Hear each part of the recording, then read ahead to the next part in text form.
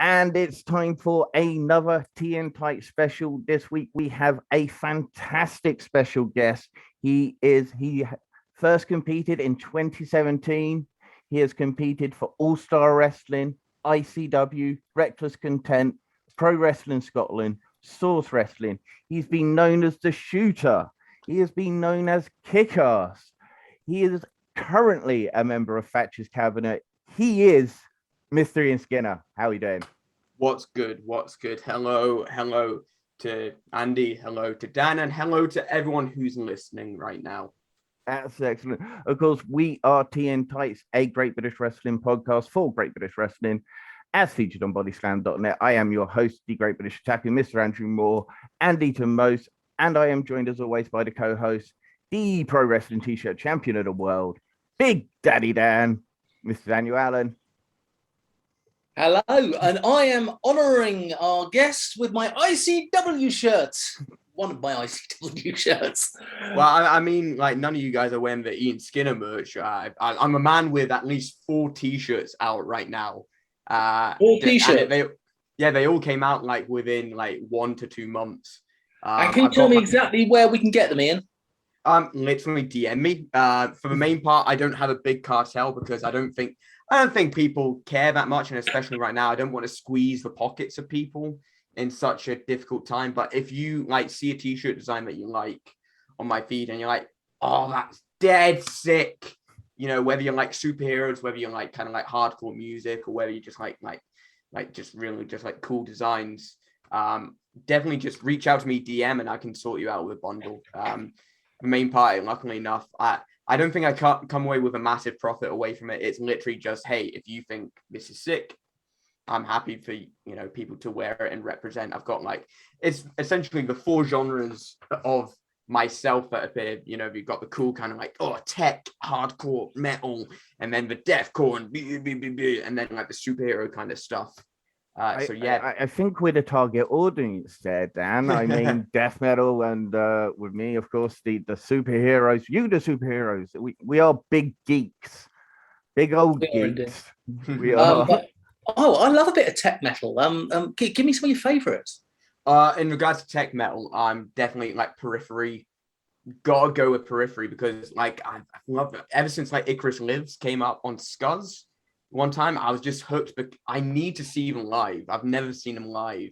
But when that drop hits, like it's just so kind of like strange. And then it hits, and then the drums go, and then it's the polyrhythms. It was my first introduction to polyrhythms. Animals as leaders as well. You can't go like Tosin Abasi is such a unique guitarist, but nowadays I see a lot of kind of like the technical metal has been branched into the metalcore and deathcore genre. So you see like Lorna Shore more recently with their and I Return to Nothingness, I believe, is their EP. You can see obviously the death metal, the deathcore influences, but then like in regards to kind of like the polyrhythms and the you see that there's definitely that tech metal that's like leaped into all these different genres. I love talking about music. Music like is one of the reasons that's like kept me around wrestling, or like got me into wrestling at first, because the music, it's literally like 50% of what conveys the character. If you say think of a Big Show, what's the first thing that you think of? You think of well, it's to that point in which like most of that character is that song. Big Show doesn't even say well. However, the first thing you think of when you think of a Big Show is that well. Yeah.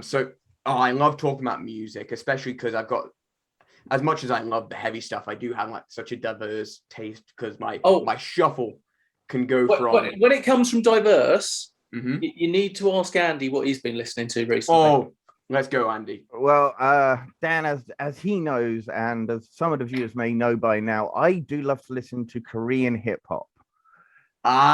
Cool. See, I started my venture on K-pop, and then I eventually found Korean hip hop, and it's just better than current American or British hip hop. Yeah, I've just grown tired of that, and I also do like the Japanese rock band 1OK Rock, because they just an absolute kick-ass group. And Kickass, you say? Yes, kick-ass, I do say. But Dan, you're old enough to actually remember the first ever wrestling CD that came out by Oh, the Simon Simon Cowell Cowell. one. Yes. Yes, I am that old, and yes, I do still own it. I have a large collection of wrestling CDs because I'm a DJ, so I managed to drop in the Undertaker theme every Halloween. It's great. Nice. I did have that CD. But talking about, I mean, your other thing you said they're superheroes. So, who are your favorite superheroes? And So are we going to say Kickass?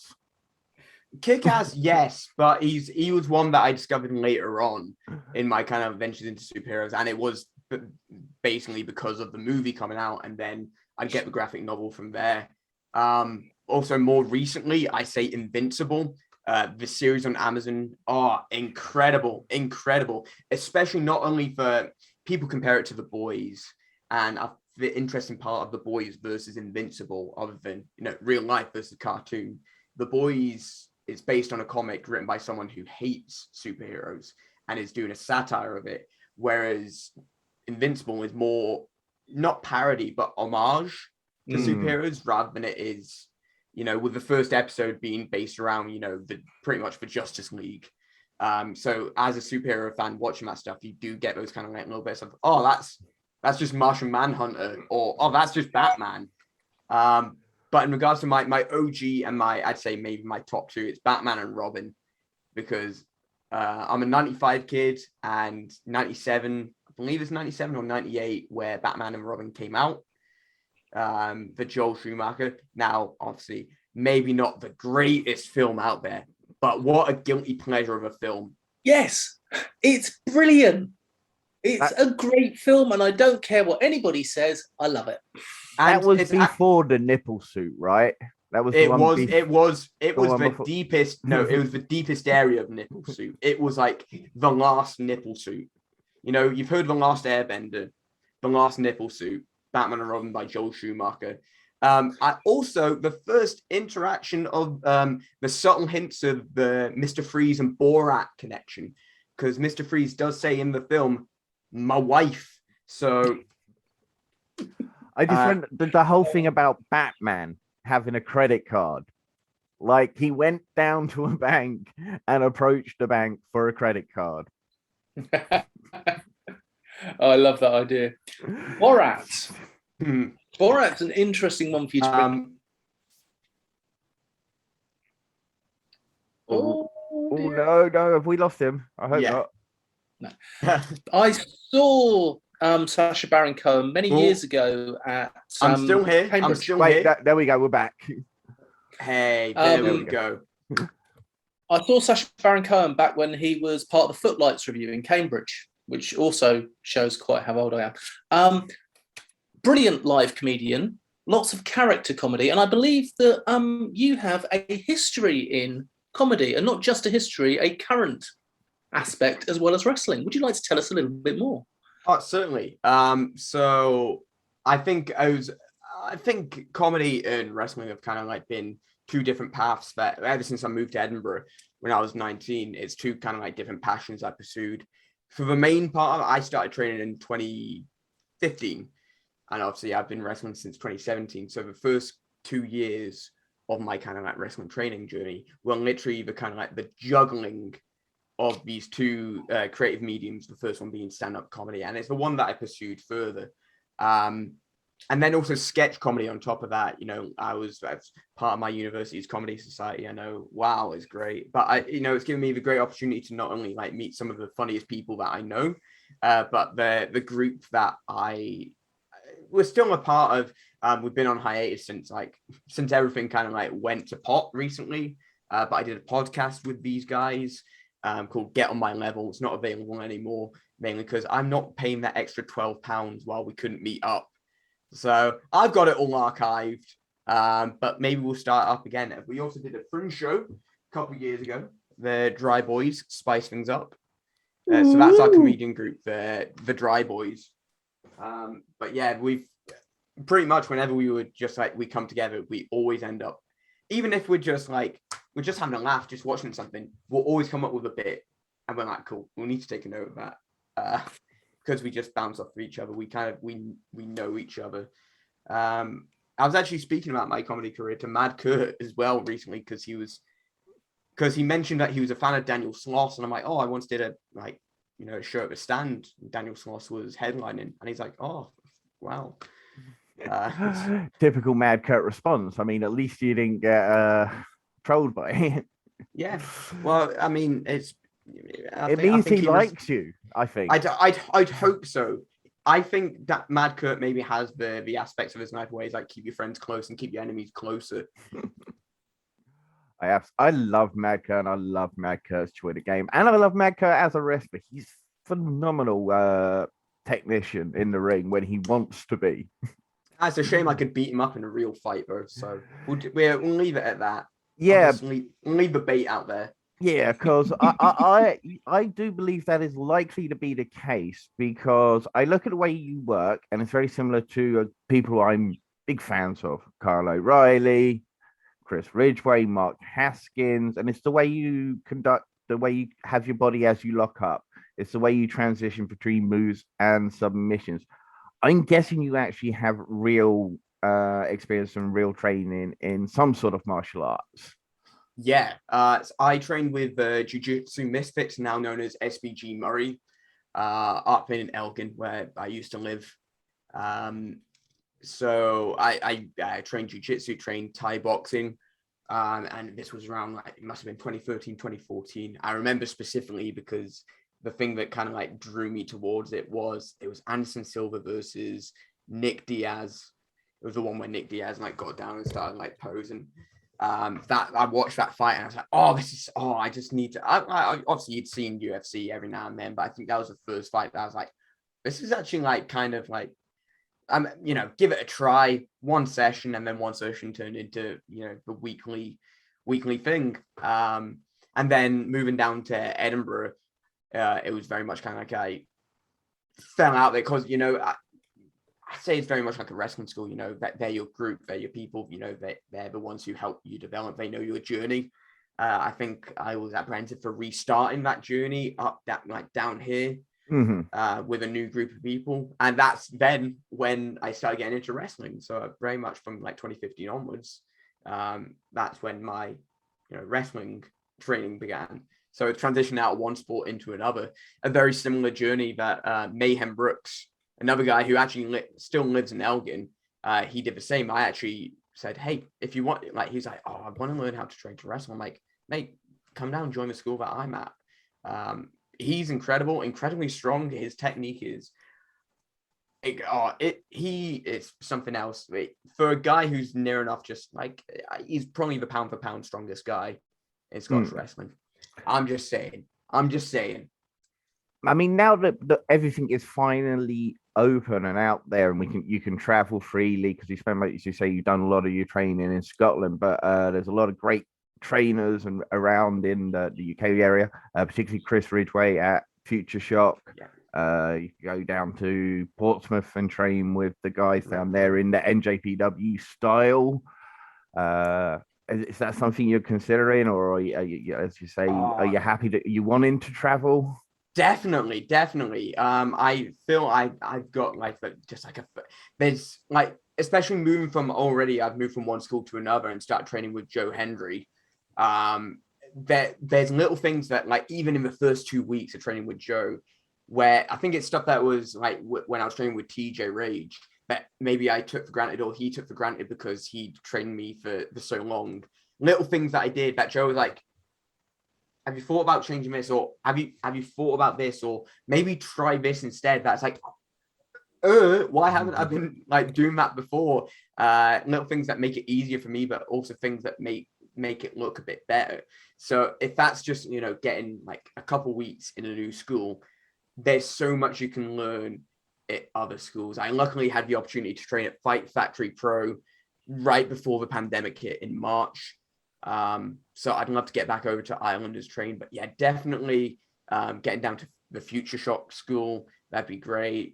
Getting down to Rev Pro, getting down to Knuckle Locks. The amount of talent that's coming out of Knuckle Locks in the London scene is incredible. You also got the like Try and Wrestling with the Full Tilt school. So many schools around the area. Claw, like, especially if you go south, obviously there's enough schools in Scotland as it is right now, training with Andy Wilde every now and then, WrestleZone up north, but like going south of the border, it's like 2, 3, 4 times the size of a country, and then so much talent in such a wide berth. There's so many minds I'd love to learn from. I think there's more. I think there's more wrestling per capita in the UK and as a whole, Scotland Island included, than there is anywhere else in the world, which is just ridiculous when you think about it, considering how small we are. We're quite lucky because Andy lives up north, I'm down south, so we tend to be able to separate our shows and see different people who've been training with different schools, and you can tell who's been where with certain things. Like Andy's saying about recognizing how your lockups are and how your transitions are. You can spot when certain wrestlers have been training with certain people. Mm-hmm. And Joe Hendry, he's actually trained amateur wrestler now. So, of course, he was able to properly train you again in a different discipline of sport. So unfortunately, we've not had a lot of the amateur kind of like a bit because we've had no contact training for so long. And very much it's very been kind of like the conditioning aspects, trying to, get ready for a wrestling match without wrestling. It's a very interesting dynamic. But I'm very excited to like learn that side as well. I think because we've had a lot of like contact training recently as well. But I think a lot of the lads are kind of like gearing up for like matches and getting back into the swing of things. We've not had the kind of like amateur stuff. Did a couple amateur drills, and I think I fell back on my jiu-jitsu kind of like or like disciplines there when probably wasn't helpful because it's all about pinning the shoulders to the mat. And I'm like, cool. The first thing I'm gonna do whenever I'm in defense mode is get my back. Come on. But it's been good. It's been exciting, and I'm excited to learn more as well. It's funny you mention obviously Chris Ridgway as well because of my kind of like part-time wrestling, part-time comedy within those first couple of years of my training. I missed a couple. Like Chris Ridgway used to come up to the school like every now and then, and it was a couple of seminars I missed of his.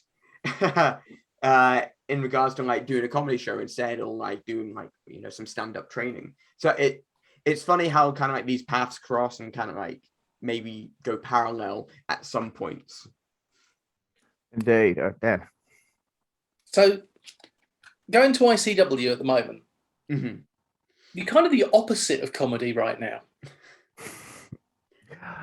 Yeah, before we say that, we didn't speak to Thatcher right about getting you on the show. I'm a bit worried we're going to suffer his wrath. Are you going to be able to talk to him? Well, luckily enough, I'm an independent worker and an independent thinker, okay? Me and Thatcher and me and Charles, we all train together. We train by the book. We, work by the book. And we, it's our, wrestle definition. By the book. We wrestle by the book. Exactly. See, I think it's very simple what we're doing. And it's very simple when you look at our social media, what we're here to do. We came to conquer by any means necessary. The same rules apply. And it's the thing that drove me, towards like training and learning with Thatcher, because everyone was taking advantage of me. Everyone was using these like disqualification rules when I was just in there to have a competitive wrestling contest. And to be told that that's just how, that's how the chips lay on the table at ICW, it just didn't really cut it. You see, I'm a man who believes in the rules. I love rules in wrestling. When it comes to wrestling, I'm like Cyclops of the X-Men. Rules should be in place. Dan, on the other hand, is a bit more chaotic. I'm a little more liberal with my opinions. But then again, I'm a Labour councillor, so I'm meant to be, I believe. Just tut, really. That's all we can say. If we can, work within the rules that are laid out for us, rather than, trying to take the shortcuts and the cheap ways out of things, then that's the style that will work. And it is funny that, this was all happening, while I was being taken advantage of in these matches with the lads. Come on, your boys win then. God. That Theodorus got his own, options to do these competitive wrestling matches by professional wrestling rules. But hey, he goes one path again, I go another path, and it's led me to victories, multiple singles victories, one after another. Yes. One of the things I noticed with yourself in the cabinet, it must be difficult wrestling without the fans there. It might be a little bit easier at the moment without the fans there. But what I love is the fact that you've managed to focus and not go into pantomime villain territory. You have been focusing on the quality of your matches without going over the top, without a fan base there. How has it been without the fans? To say it's been difficult is, it's dependent on the person. It's very subjective. For me, I was actually having this discussion the other day there with someone that in relation to adjusting to a no fans style and matchup, I feel like it was maybe like, my last match was maybe February, before, doing the tapings ICW at the end of the year. So I believe that going back to this style and then going back to kind of like, there's not going to be any fans, the focus is going to be on the match and the story, the story there between the two people. I feel that I've maybe acclimatized to it a lot easier because my main focus and my main style wasn't, happy clappy, feeding towards the audience. All that flippy dippy stuff. Yeah. But like I think I very rarely would turn to the audience to ask for appreciation for something. They would appreciate it in their own time, and maybe if I did something cool, I'd probably look at them and be like, yeah, that was cool. But I mean, I don't know whether everyone will be able to be the judge of whether I've improved in this style and in this dynamic, and whether I've thrived within the no crowds kind of environment. But for myself, I feel that the focus when that bell rings was always on the opponent, like a horse with blinders, rather than kind of looking for admiration elsewhere. But at this point now, looking at my kind of my match history, cage match isn't on it yet. I'll wait. But cage match isn't on it yet. But looking at my own personal kind of diary of my matches when they were, now nearly 30 to 40% of my career has now been in front of no fans. You could call me the no fans veteran, maybe, at this point. It's been a comedy name. Perhaps. Maybe Billy Kirkwood could take it for the simple fact that, he's now doing over Zoom. Also, I've got a couple words to say with Billy about his representation of me on ICW Fight Club, but we'll let that be by the by. Luckily enough, he's Scottish. He's not going to treat us well, us Brits. But yeah, I feel for all intents and purposes, wrestling in front of no fans is now, especially after doing it so many times, it's a lot easier because it is focused like a fight. You just look at your opponent. Every now and then you'll catch the camera looking at you, and maybe if you want to look at the camera, let them know what you're feeling. You can do that. However, the focus is on the fight, on the person in front of you, pinning them, submitting them, beating them up, making them regret. So yeah. On the other side of the spectrum, of course, you actually wrestled for All-Star Wrestling. So how's that like then? That is very different. I think I got a couple. It was 2 matches in one day, so I feel like if I'd maybe had a couple more, and obviously I get to see wrestling, All-Star Wrestling a couple times in my training as well, just kind of setting up the ring and seeing the matches. Such a different dynamic, and it was kind of like that. Get hit one time, look for the audience, look for that sympathy. Let them know what you're feeling.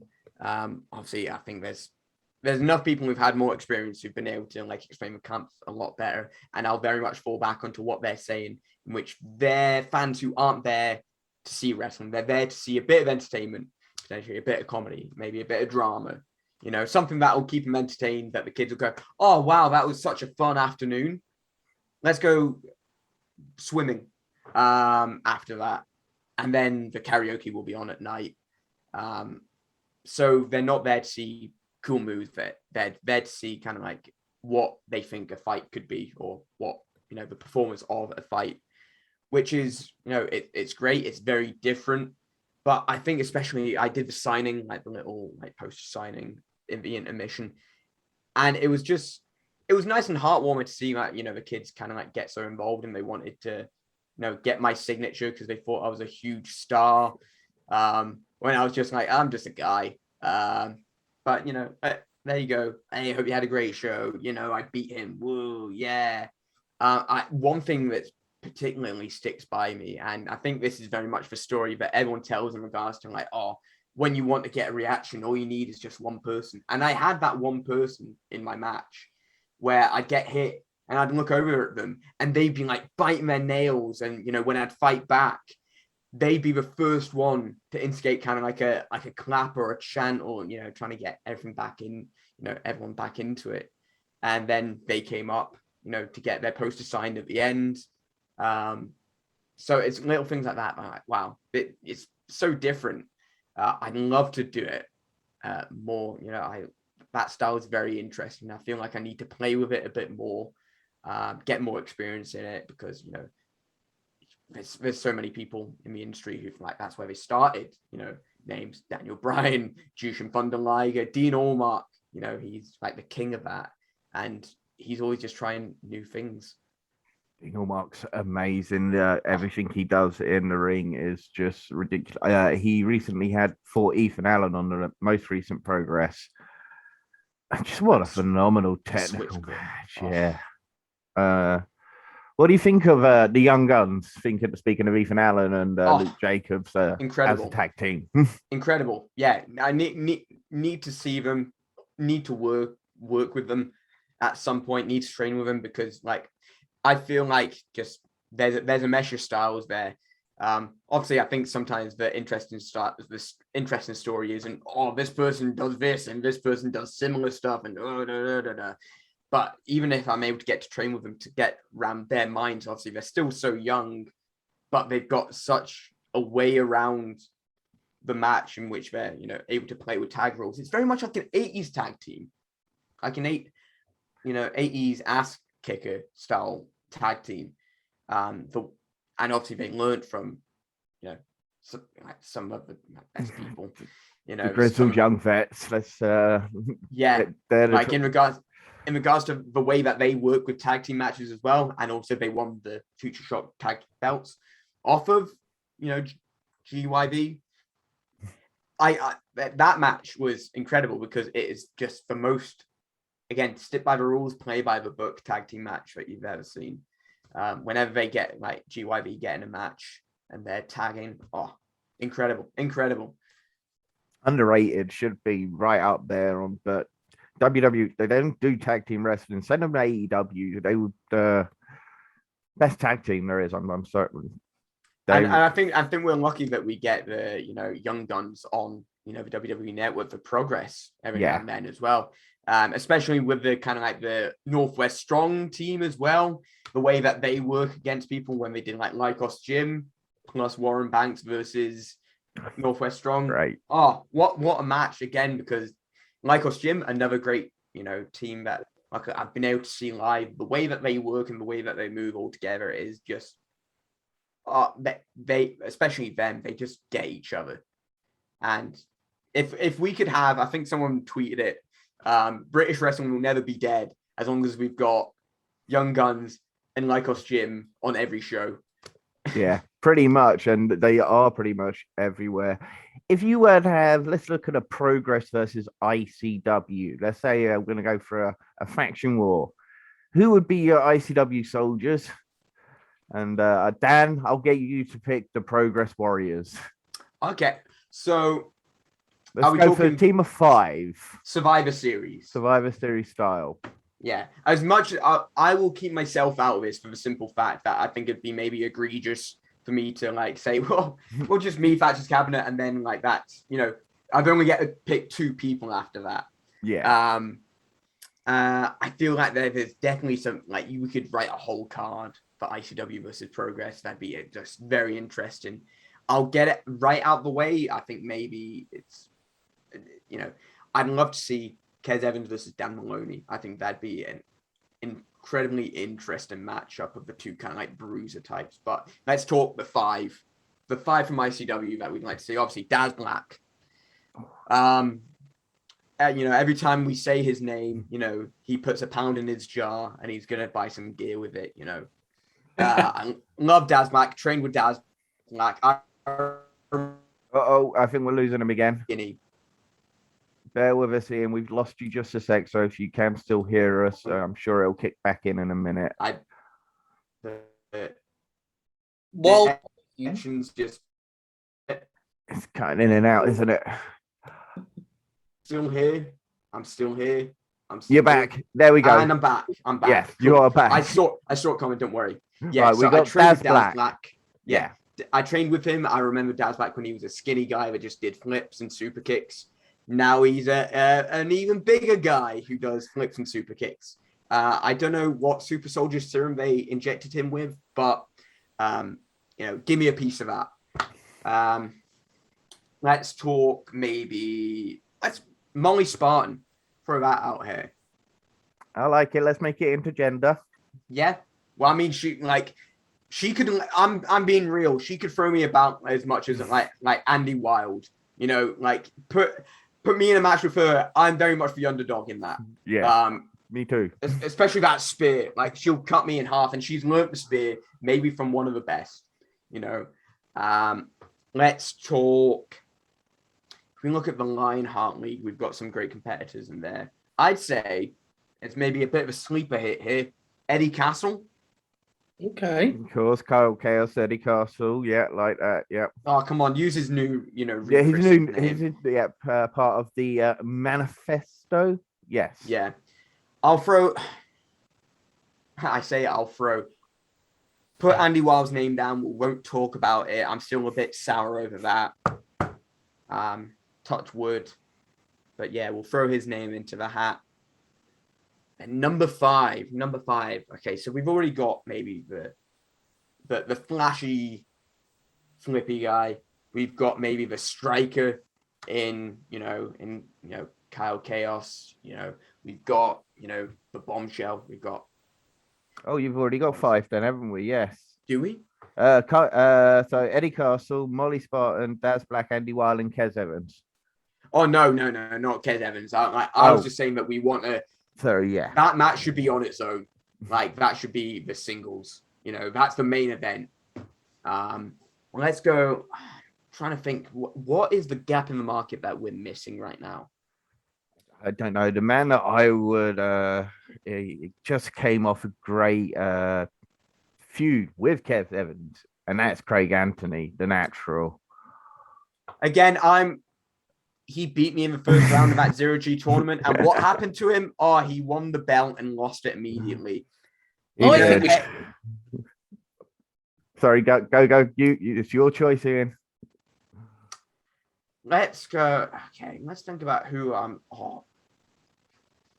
Casey. Big Scudmaster Sexy, Krieger. Oh, okay. Like it. Power man. Good call. Yeah. I mean, if he can get off the shelf, Ooh, tough words after what you guys did to him last week. I would say Daz Black versus Danny Black. Right. I once did a show with Billy Hayes on Twitch. It was a quiz. I had my two people that I had beside me was Daz Black and Danny Black, because I was like, cool, you're brothers, I'm me. We can work this out. So Daz Black versus Danny Black. Oh yes, I would love to see that. Yeah, I'm happy with that. Andy Wilde, I will put up against Doug Williams. Oh, He's Oh. he's about to make his debut, most likely against Chris Ridgway. That's going to be a great match. You just watched that match. I did indeed. Molly Spartan, Hyan. I know she's only come in recently, and I know Giselle Shaw would be the obvious one to go for, but I think Hyan and Molly Spartan. I think you're confusing Rev Pro and Progress. I might have possibly messed up there. Might have. Might go with Giselle. Just, why not? Between the two. All right. Eddie Castle, Callum Newman. Yeah, Ooh. you've gone with Rev Pro, not Yeah. No, I haven't. Callum Newman's with Progress. No, he hasn't. Right, hold on a Has minute. he? Newman hasn't been in Progress yet. He's been in Rev Pro, definitely, because I was going to put up a Rev Pro team. Oh, and okay. Callum Newman was actually on my list. Right. He wrestled at chapter 87. Now I'm talking way back in a 6-man. Okay. I'm grabbing All right. Was it a dark match? Possibly, but it doesn't count. It's still there and it's still on Pro Fight MB. Oh, well, do you want me to just be like, Drew McIntyre, Grado? Or Krieger, I'd like to see versus Warren Banks. Oh, that'd be class. That would be a good one. As I say, all right, 3 of my 5 I'm going to say were reasonable. 2 of the 5 you can just take the mickey. Yeah, you chose Rev Pro. You didn't go with Progress. I'm gonna. Oh well, it does not matter. Okay, while we're on a list of 5s, we're gonna go for a list of 4 right now because this is a question we ask all of our guests. Obviously, America, they always have the great Mount Rushmore. They always put American wrestlers on the great Mount Rushmore. British wrestlers never get a chance. So we have created the great Mount Rushton. So out of British wrestlers, who you feel have done the most, who you are a big fan of, supporter of, who would be your 4 heads? James Mason, William Regal. Let's go. Obviously, there's obvious ones, especially in the names of like Jay Mason and William Regal. I could literally just name Johnny Saint. Man, because it's very easy. It's very easy to just say these great British. So I'll maybe retract a couple there because it's very easy to just say, hey, the guys who are like inspiring the British scene right now. So let me reflip. Steve Gray, Les Kellett, Johnny Kidd, and Nice. no, no. I was going to say Kendo Nagasaki. Go on, throw him in there. Oh, go on, Kendo Nagasaki. Go on. He changed the whole game of the way that a mysterious wrestler, especially in the British scene, he was brilliant. I loved him. Big fan of his.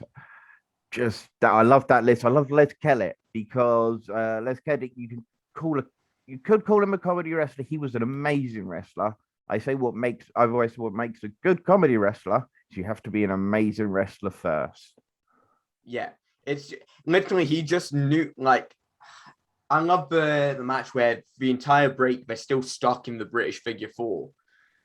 So like the bell goes off and they're like, we're stuck, and we can't get out. They can't get out until the bell's just about to ring or the bell rings. Then they get out and they're both like, oh Jesus, oh my shins, Les Kellett, he looked a bit like Hannibal Lecter. He looked a bit like Anthony Hopkins, Hannibal Lecter. He was just such a cheeky lad. Same with Johnny Kidd. It's the cheekiness that like inspired that kind of like original World of Sport. It's very much kind of like, I'm going to do something. Good guys or bad guys, it doesn't matter. If people like you, you can get away with stuff. Shawn Michaels, Hulk Hogan, they did back breaks, like Eddie Guerrero, light sheet and steel. Exactly. I would have loved to see Eddie Guerrero in old school World of Sport.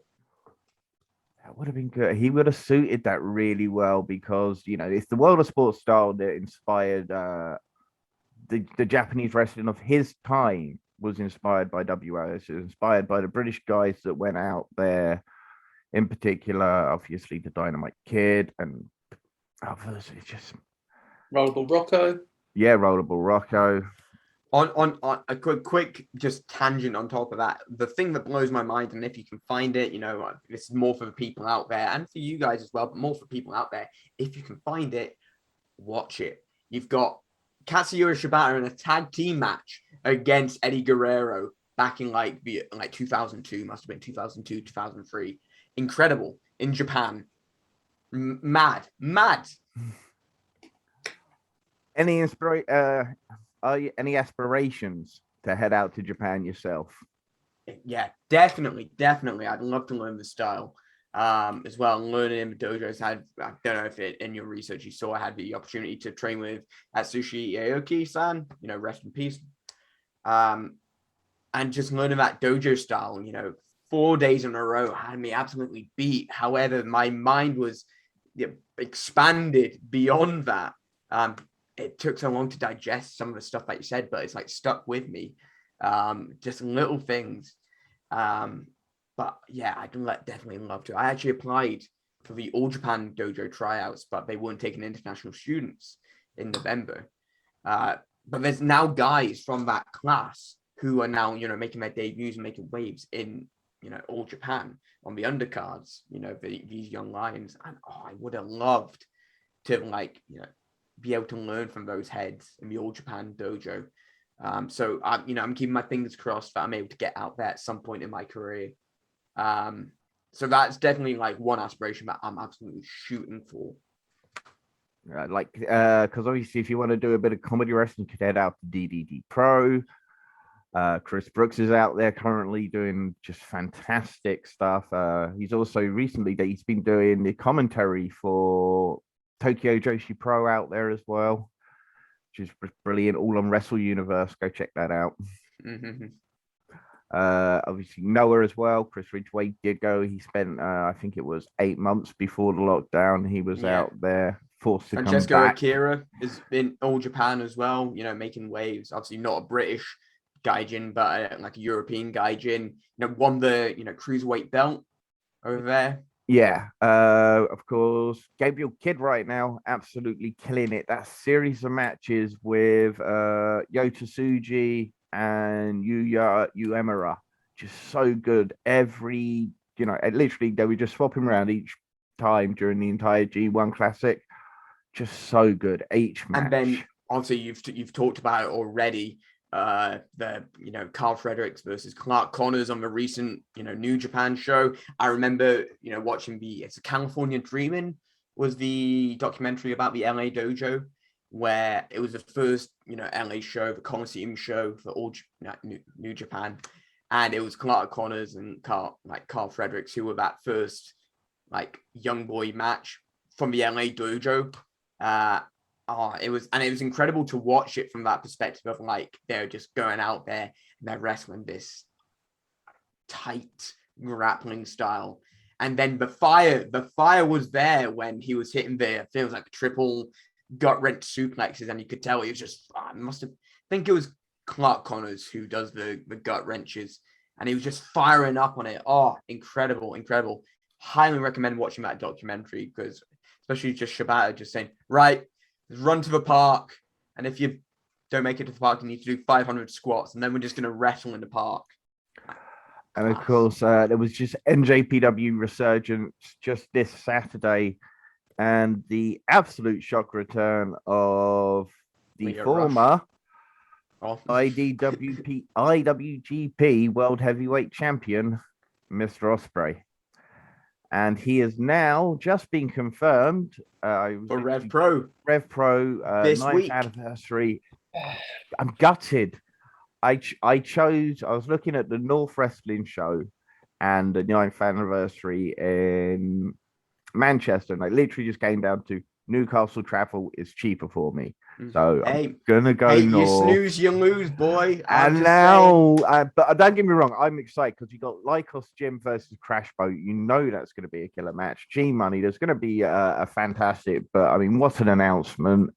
Obviously, you're speaking to Crash Boat later. Fun fact, and I don't know, Dan, this may tickle your fancy as well. Crash Boat, their tag team name comes from two references. The first being Crash Bandicoot, secondly being the pop punk band Trash Boat, who recently just released an album. I got this answer because I asked, because my Crash Boat, it's Trash Boat, Pop Punk Kid. There's definitely a connection there. Well, funnily enough, we're interviewing them this Yeah, week. he knows. He listens to the episodes. We I'm a love listener. that. I love I'm a the fact that listener. Ian listens to our episode, which is so awesome. We love it anytime we hear somebody actually say, we listen to the show and they enjoy the show. Well, I just need to, hear you guys, like say that I was really good every Monday, and then I'm like, I'm set for the week.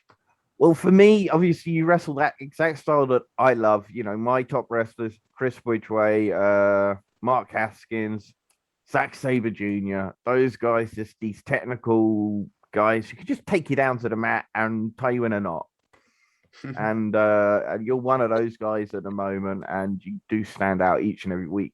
For myself on ICW, you're killing it, but you're also going to be at Fight for Honor, which I'm advertising right now in my beautiful Pride Fight for Honor top that I picked up. And really looking forward to actually getting the chance to call one of your matches. It's going to be fantastic. Are you at Genesis, or are you going to be at the next show? So the December. I think the date's still being juggled about. I think there's maybe issues with venue, issue with it, like availability. So the date's been juggled, but it should be around December time. So we're still looking out for that. Look out for tickets. I know as well, Discovery Wrestling have just sold out. Unfortunately, it's Discovery Wrestling at the Corn Exchange. If you didn't get your tickets, that's shame on you. But yeah, we're waiting for December for Fight for Honor. It's like looking at the roster.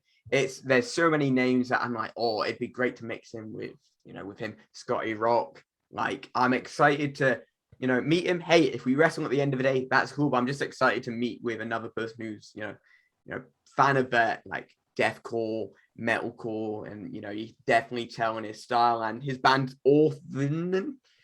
Yeah, okay, Dan liked that one. Orphan with a V instead of an A. Nice. I'm dyslexic as well, so it's kidding on. Yeah, check out my songs. I just assumed that he got to the bottom of the page when he was coming up with names, and he couldn't do anything with the bottom part that went down for the page.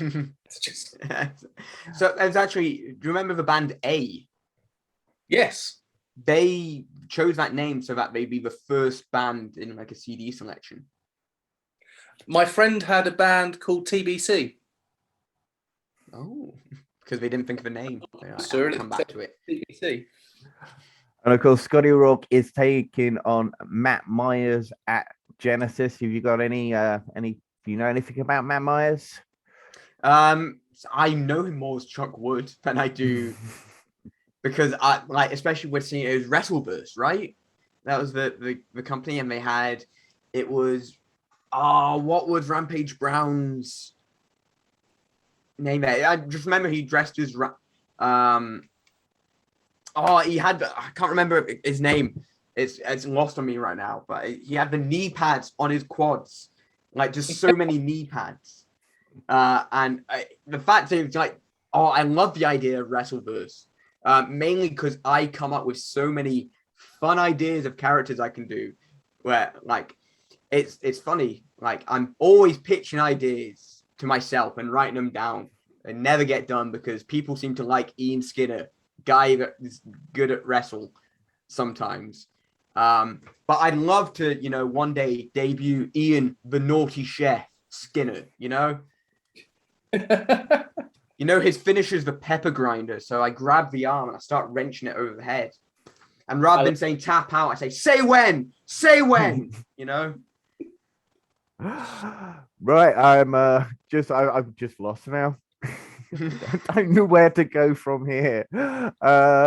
We've two legends, Nathan Cruz and Robbie X, are going to be going on 1-on-1 at Genesis.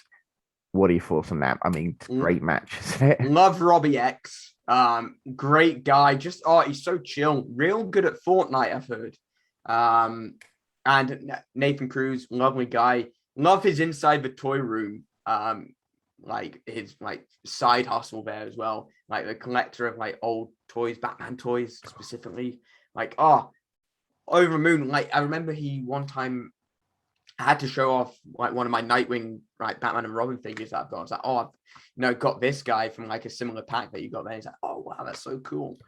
So yeah, that is. I feel like Nathan Cruz has that power style, but Robbie X is so fast. You know, once he picks up that pace, you've lost it. But Nathan Cruz does know how to slow it down and kind of like take his time and just like overpower. But I'm saying Robbie X is taking the cake there. I think Nathan Crook, he has a way of breaking the rules without the referee knowing. He's a perfect heel. Not doing it in front of the ref like these ICW guys. Tell me about a time that, you know, Thatchers Cabinet has done something in front of a ref.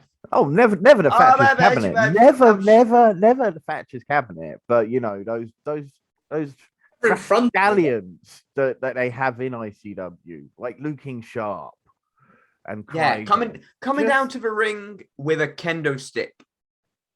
What is a kendo stick got to do with wrestling? Exactly. I just always wanted to know. But it's going to be an awesome triple threat at Fight for Honor. Alexis Falcon, Chantel Jordan, Harley Harris. What do you make of that matchup? Chantel Jordan. Oh, yeah. Chantel Jordan, she does the Tommy End kick. No one kicks out of the Tommy End kick. we black. We got to see her do that kick at Wrestle Carnival the other day. And it was... And no one kicked out of it. She didn't. No, she didn't. I think the referee screwed up. You know, it was the referee's fault. You know, he counted the 3 count. He shouldn't have been able to restart the match, in my opinion. I'm just saying, someone does the Tommy End kick, no one kicks out. It's the British Falcon Arrow.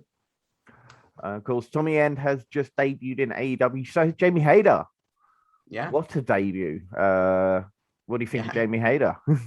Jamie Hayter, incredible. Like, I think as well, just it's great to see her in AEW. It's great to see like British talent, you know, getting places, you know, working in Stardom, you know, being the champ in Stardom. And then like, you know, AEW, it just seems like it's like moving up in platforms. And it's great that she'll be, you know, stood against, you know, maybe one of the top female talents in AEW, with Britt Baker. It looks like they're going to be like side by side, you know, maybe forming a little contingent together, keep each other safe. You know, obviously we've got like Rebel, you know, still with Britt Baker as well. So, you know, Britt's got her own like possibly her own little cabinet, you could say. You could say that I'm the Jamie Hayter of Thatchers Cabinet. You could say that. I'm not saying, don't call me a hero. You know, I can't be a world leader. Don't say that I could be a world leader. However, I could be the Jamie Hayter of Thatchers Cabinet. Yes, because she is one vicious. She likes to beat the crap out of her opponent. She's got a very, very strong style, which you think she picked up in Stardom. She was the Goddesses of Stardom with B. Priestley. Maybe, I think Blair Davenport, maybe. Yes. B. Priestley. I'm sure it was B. Priestley. And they were the first Gaijin tag team to win the belt. So fair play, and loved, as you say, British wrestlers all over the world right now. And for me, it's only a matter of time before promotion in the UK can become just as big, because we attract the best talent from around the world to our biggest promotions, even to our smallest promotions. You know, we attract talent from all around the world, and I think it's time that Brit Rest starts to get a bit more recognized. Yeah, and hopefully with everything that's, you know, changing soon, hopefully we do get to see more of these star making names over, and you know, that's where that meteoric rise will, you know, start again, and will continue. You know, get Speedball Michael Bay back over here. You know, Aussie Open, of course, they're returning at Rev Pro's 9th anniversary, and TK Cooper, obviously. Yeah. It's great. It's great that TK Cooper's coming back over, because, like, you know, he's booking AEW right now, and now he's coming back over to the UK. He's just absolutely good old TK. Chuck riding the waves with Chuck Mambo, of course. But of course, as you're saying, you're talking about young talent, and of course, you got brought in to ICW during this lockdown period with a number of fantastic young talents, including yourself, Daz Black, you mentioned earlier. So we're going to talk about Luke Cairo. What are the thoughts on Luke Cairo? I love his new entrance video. I just need to see it. I don't think it's debuted on the network yet, but wait to see it. He's got a very interesting. Obviously, you guys are a fan of him. You're a fan of the Gyroscope. I think he needs to work a backbreaker into his moveset. Call it the Chiropractor. Of course. But yeah, he's very interesting style, very diverse. I remember him back when he was wrestling in a different company under a different name, and he was kind of like one of the like standout guys in that company before he started training with GPWA. And it's great to see him kind of like, gone in this progression in the same way that, people who see me when I first debuted, now see me now on the network. It's interesting because I think a lot of the names in the Lionheart League that, we were all brought in together, I have seen, from like, when I first started breaking out on 2 on shows, and now they're like at this evolved, like different level of competitor. Absolutely. And then, of course, a team that you are very familiar with, which is Logan Smith and Alex Parker. Again, Rapscallions, of course, but anything good to say about them at all? Nah. Just no. Nah, Logan Smith, I had my debut against him. I beat him. I shouldn't have to wrestle him again, in all honesty. I beat him once. He's beat me, once on the WWE Network. It wasn't a debut match. It wasn't a special match. So, like, at the end of the day, does that win mean anything? But does the debut of Ian Skinner in 2017, is that important? Is that an important date? Yeah. Yeah. So that win means more. Okay. So we're agreed. And Alex Parker, never got to wrestle him one-on-one. The times that we did end up like wrestling each other, he was, I was the underdog in that situation. He had the upper hand. He was coming off of like tag team contention. Me and Charlie had only started, Charles.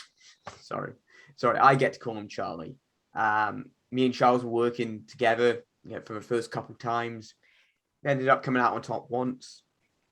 He came up on top the other time. So yeah, interesting, but let's see if we have to see him again. Let's get back to outside of wrestling. You mentioned comics, you mentioned music. Well, Eddie, do you have any sort of hobbies outside of that? In regards to hobbies, right? So I'll need to break the mask for Mystique. I'll break that weight. Love comedy. Like Bo Burnham, he's my fave. That's very inspirational figure. Love movies, TV shows. I was a like film and theater student. Film and theater, love it. I realize I'm just getting darker and darker. So it's very much like the film Unfriended, but I'm just gonna get like pulled off screen. Dungeons and Dragons, love Dungeons and Dragons. Absolute nerd out on that, but it's incredible, especially if you're into kind of like the performance of a character. Me and my amazing fiance, we are desperate to play Dungeons and Dragons. We just don't know anybody who wants to play Dungeons and Dragons. Just hit me up. I don't know. This is cool. Fuck boy Dungeons and Dragons, where I'm like, should we do a let's some more wrestlers that like Dungeons and Dragons, and Big Dan there. He's got a great voice and he's a great DJ. I think he'd make a great dungeon master. Exactly, especially if you can choreograph like a fight playlist. I like like our challenge to Callum Newman and Danny Black, who still haven't answered our challenge to a big fat geek quiz. We could do another special of Dungeons and Dragons with Ian Skinner and others. This has potential. I must admit, I think this has potential. On top of that as well, I as well love singing screaming, like that whole genre. It's been something I've been doing since I was about 14. Fell in love with hardcore like screamo music, and I've just like gone ever since. So it's now like every now and then, if I'm alone in the flat, pop on like some Slaughter to Prevail or like some Dayseeker and just like jam my little heart out. Have you ever seen Aragetsu? Is it Aragetsu on Netflix? Oh, no. It's a anime about, I think she's some sort of little bird maybe, and no, and she basically, when she gets stressed out of all the work, she goes and sings death metal for karaoke. Nice. Literally an entire series built around that premise. It's it's very strange spelling. And I have seen that. I've just been enjoying Fear Factory's new album. I know it's not the original lineup, but I'm sorry, they are definitely the OGs of crossover tech and death, and I do love that band. Have you heard the new Slaughter to Prevail album? I have not. I will go out of my way to listen to it. Unnecessarily heavy, but I love it. It's very much kind of like deathcore Slipknot is the best way to describe it. They've got at least like 3 or 4 music videos out for their album thus far. So, and it's the ones that I definitely recommend. Demolisher, or Demolisher. It's pronounced Demolisher in the song. Then it's Baba Yaga, which half of the song's in Russian, half of it's in English. Agony, which is in all English. And then there was a song that I can't pronounce the name of, called Zavali Ibalo. It's just unnecessarily heavy is the best way to describe it, because it hits you. As soon as we finish, I will be listening. Lovely. Let me know your thoughts, because they're great. They're a great band. And finally, okay, last one. I've saved this till last, and you know I was going to ask it. Britain's Got Talent. Yeah, what about it? I've never, you see, I must admit, I don't watch Britain's Got Talent, so I only heard a little bit about it. But so tell me more about your experience on Britain's Got Talent. Tell me more. Well, it was interesting. I got the opportunity because of my college at the time was doing open auditions for Britain's Got Talent. I was like, let's have a look at the sign-up sheet. There's like maybe 2-3 people. I'm like, cool, I'll go on. I did a performance in like a little classroom for like Quantum Flux by North Lane. And they're like, oh, we'll get back to you in February. And then they got back to me the next month, and they're like, oh, we'd love to have you on the show. So do you want to fill out this survey? Tell us a little story about your life, a little bit about yourself. I was like, yeah, certainly. Did that, and then they invited me to the auditions in Edinburgh. I was like, yeah, audition in front of like Simon Cowell and all that, certainly be on TV. I think it was like a good way that I can just be like, hey, normal people can like this and do this. And it's like, it is a talent at the end of the day there. I didn't expect that I was going to end up performing in front of a Queen. I know the Queen, isn't a big fan of Parkway Drive, but you can now see it was on Britain's Got More Talent with Stephen Mulhern, my audition. And you can see it on YouTube now. It wasn't my best performance. I was actually recovering from a cold at the time. My lows are good. My highs are very but yeah, it's it's just one of my passion points, and everyone loves a little story. And I'd say it's funny that that's not the thing that's defined my life. Somehow me breaking people's arms and like breaking people's noses is the more interesting thing about me. I'd hate to be a kind of person who like peaks at Britain's Got Talent. It's like, I didn't get through, and that's with the exception of your own nose, how many noses have you broken? In regards to my own nose, are we speaking of a specific story here? I know there was one. Yeah. But I was in the legit. How many others have you broken? Okay. If we're talking real life, no. Okay, I'm a very good person. I had my nose broken on the network.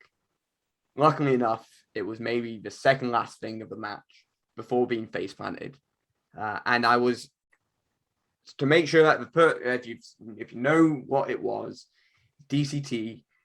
he apologized profusely. He bought me some Monster, as in like a lot of Monster. Afterwards, he's a lovely guy. But yeah, my nose was broken. And then more recently, it's not an injury, but it was slightly annoying because again, it was the last thing of the match. I ended up getting my teeth chipped at the end of the match. It was more my own fault, but it was just the pressure of being pinned and my clenched jaw chipped my teeth. Ow. It's always little things like that, which is the more annoying part. And it's also the fact that I didn't get the black eyes, I didn't get like a bleeding nose. It didn't look cool. I was just a swollen nose for a bit. My nose is already big as it is. So, it wasn't cool. I wish it was cool. I wish I had the old shiner that came back in. I'm like, yeah. But I was like, oh, Ian Skinner's nose looks a bit bigger. And I'm like, shut up. I don't have a big nose. I had my nose broke probably around the same age you are now. And I don't think I can actually tell the story. I think it's more... it happened because of a girl who was somebody else's girl at the time. I didn't know though, and I got one. Yeah, I had the streaming blood. I had the black eye. I got tapped on the shoulder and walloped. I think we've lost him. The worst thing to ever do with a broken nose is blow it. Yeah. Never, ever, ever blow your broken nose. I've broken 4, one of them my own. Terrible. I don't think we should be talking about these stories. And we have lost Ian briefly, so I'm just going to say we'll bring it in. That was and I'm back. Is he back? And Are I'm you back? Yeah, I saw the connection. Yeah. There we go. Sorry. Sorry. So again, missed blowing the broken nose. I think it was. I heard a glitchy version of it. But blowing the broken nose was like, I was dumb because the first thing I did when I got back was like, can I breathe? I can. Okay. My eyes haven't swollen. And again, it was the last match of the tapings as well. So it's not as if I could go back out and be like bee sting eyes and everything. But yeah. It's not a fun experience, no matter how it gets done. And with that said, I think we'll bring it to an end. We have been 3 grown men drinking tea, talking about grown adults wrestling in tights. Have a great day, have a great night. And remember, folks, don't feed the trolls.